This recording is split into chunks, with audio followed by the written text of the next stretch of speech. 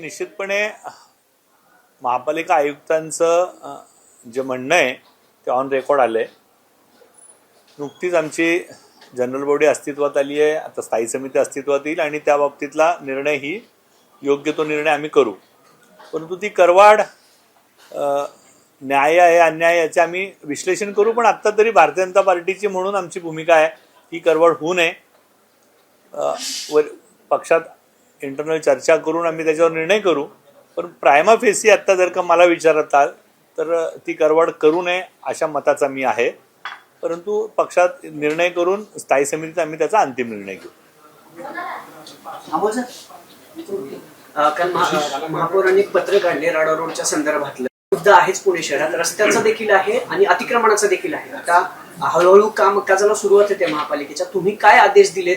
कारण अतिक्रमण पुणे शहरात भरपूर वाढले, अर्ध्यापेक्षा जास्त पुणे खंदून देखील ठेवले महापालिका. नाही, निश्चित तुम्ही जर का पाहिलं असेल तर महापालिका आयुक्तांनी बऱ्यापैकी सरफेसिंग डांबराचं केलं. म्हणजे सायक्लोथॉनच्या निमित्ताने म्हणा, आपण चेंबर उचलून वर घेतले, खड्ड्यांवर काम केलं आणि त्यातनं काहीसा रिलीफ हा आत्ता पुणेकरांना मिळाला आहे.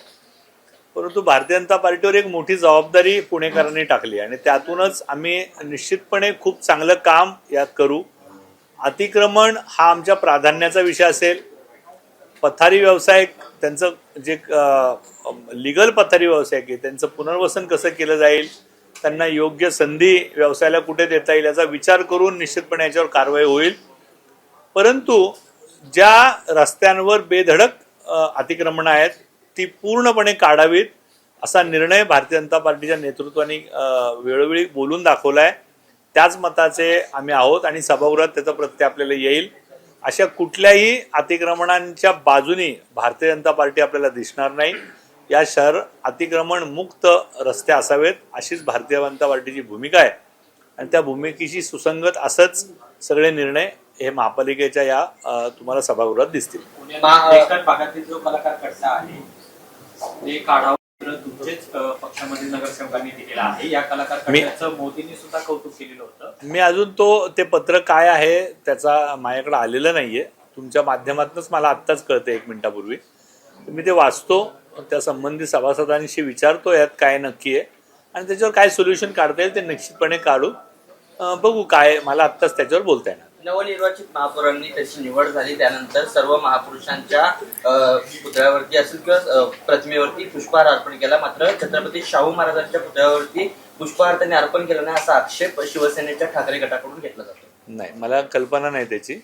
पण जो काय प्रोटोकॉल असतो त्या प्रोटोकॉलमुळे मध्ये जे काही पुतळे येतात कायम वर्षानुवर्ष जे जातात तिथं माननीय महापौर गेले आहेत.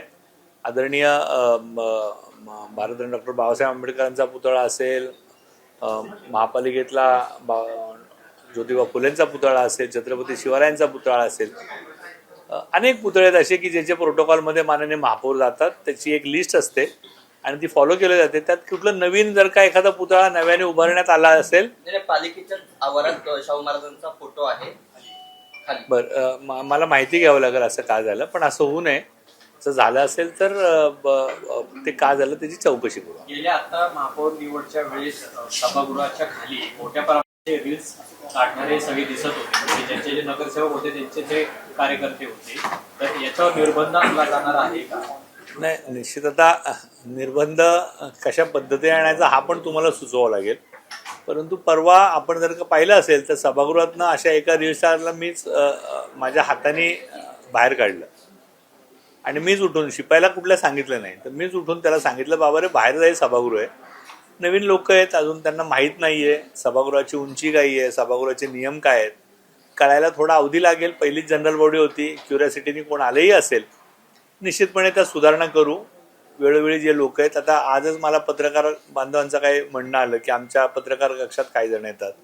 मी ताबडतोब सुरक्षा रक्षकांना बोलून त्याची त्यांना सांगितलं की बाबा यांना पत्रकारांशिवाय दुसरं कोणाला तिथं पाठवू नका. त्यामुळे अशा प्रकारच्या ज्या रोज वेगवेगळे येतील, नव्याने 80 नगरसेवक आहेत आणि इतरही पक्षातले 20-25 नगरसेवक नवीन आहेत. म्हणजे जवळपास 100 नगरसेवक या सभागृहात, 100हून अधिक नगरसेवक नवीन आहेत. त्यामुळे प्रथा परंपरा हे कळायला थोडा वेळ लागेल. थोडा वेळ दिला पाहिजे 1-2 जनरल बॉडीपर्यंत. त्याला केलेली आहे ना, त्याच्यावर शिवसेना एकनाथ शिंदेने टीका केली आहे. त्यासाठी त्यांना निवडून दिलं का असं शहराध्यक्ष म्हणतात. नाही, पण आम्ही कुठं करवड आत्ता लागू केली आहे? भारतीय जनता पार्टीची भूमिका मी तुम्हाला सांगितली आत्ता की करवड करू नये अशा प्रकारची भूमिका माझी आहे. पक्षात आम्ही निर्णय करू आणि तुम्हाला जनरल बॉडी आणि स्थायी समिती अजून अस्तित्वात आली नाहीये, स्थायी समितीत निर्णय करू. स्थायी समितीचे अधिकार आहे, त्या महापालिका आयुक्तांनी सुचवलंय अंतिम करण्याचे अधिकार आहे स्थायी समिती आणि मुख्य सभेचे. त्यात आम्ही योग्य तो निर्णय करू आणि तो पुणेकरांच्या बाजूने असेल. तुम्ही म्हणालात तसं तुमच्यासह इतर पक्षांचे मिळून 100 सदस्य हे नवीन आहेत. खरं तर त्यांना महानगरपालिकेचं कामकाज समजून घ्यायला वेळ लागेल, तर त्याच्यासाठी तुम्ही विशेषतः सभागृह नेते म्हणून त्यांना काही विशेष प्रशिक्षणासाठी काय निश्चितपणे करणार आहे. आमची उद्याच्या सगळ्या कमिट्यांची निवड, त्यानंतर या कमिट्यांची निवडणुका आणि मग स्थायी समिती असेल, शहर सुधारणा असेल आणि इतर स्थायी कमिट्या म्हणजे 7 कमिट्यांच्या उद्या नावं द्यायची आहेत. त्यांच्यामुळे निवडणुका होतील. हे होऊस्तोवर सगळे सभासद थोडे बिझी राहतील. त्यानंतर निश्चितपणे ह्या जनरल बॉडीपासून पुढच्या जनरल बॉडीपर्यंत आम्हाला तसा बरा वेळ आहे. त्यात आम्ही या सगळ्या नगरसेवकांची कार्यशाळा, त्यात सभा कामकाज नियमावली कशी असते, या सभेची परंपरा काय, जे नियमात नाही आहे पण परंपरा काय आहे, ह्या सगळ्या गोष्टी त्यांना अवगत करण्यासाठी प्रयत्न करणार आहोत आणि या सगळ्या पक्षाच्या सभासदांना सोबत घेऊन आम्ही हे काम करणार आहे. फ्लेक्सच्या संदर्भाने तुम्ही सांगितलं होतं की महापौर निवडीनंतर कुणीही फ्लेक्स लावणार नाहीत किंवा कुठलाही गाजावाजा करणार नाही. मात्र मंजुषा नागपुरे यांचे फ्लेक्स जे आहे ते सिंहगड रोडवरती पाहायला मिळतात महापौर निवडीचे. कार्यकर्त्यांच्या उत्साहामुळे काय झालं असेल, परंतु ते दुरुस्त होईल. आम्ही उद्याच मुख्य सभेत त्याविषयीचं आवाहन करणार आहे. स्वीकृत सदस्यांबद्दल काही नाही, अजून स्वीकृत सदस्यांचा विषयच कार्यपत्रिकेवर अजून प्रशासनाने आणलेला नाहीये. त्याला एक पद्धती आहे, त्याची एक प्रोसेस आहे. त्यांनी जेव्हा आम्हाला कळवतील त्यानंतर त्याची प्रोसेस चालू झाल्यावर त्याच्यावर बोलता येईल. एबीपी माझा, उघडा डोळे बघा नीट.